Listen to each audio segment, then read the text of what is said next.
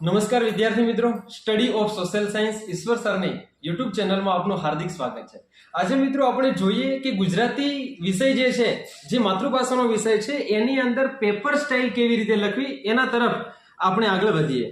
તો મારા જોડે એક વિદ્યાર્થીનું જે પેપર છે એના કઈ રીતે લખાણ લખ્યું છે એના પર ધ્યાન આપીએ।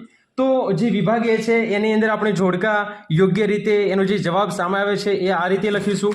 એના પછી ખાસ વિદ્યાર્થી મિત્રો જે ખાલી જગ્યા છે એમાં ખાલી જગ્યા લખી અને પછી આપણે એનો જવાબ લખીશું।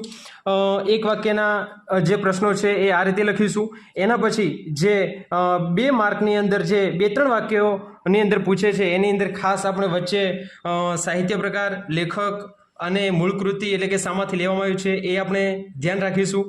એના પછી જે 10-12 વાક્યોની અંદર જે આપણને પૂછે છે 3 માર્કની અંદર, એની અંદર પણ આપણે વ્યવસ્થિત રીતે જોડણી ભૂલો ન થાય એનું પણ ખાસ ધ્યાન રાખીશું।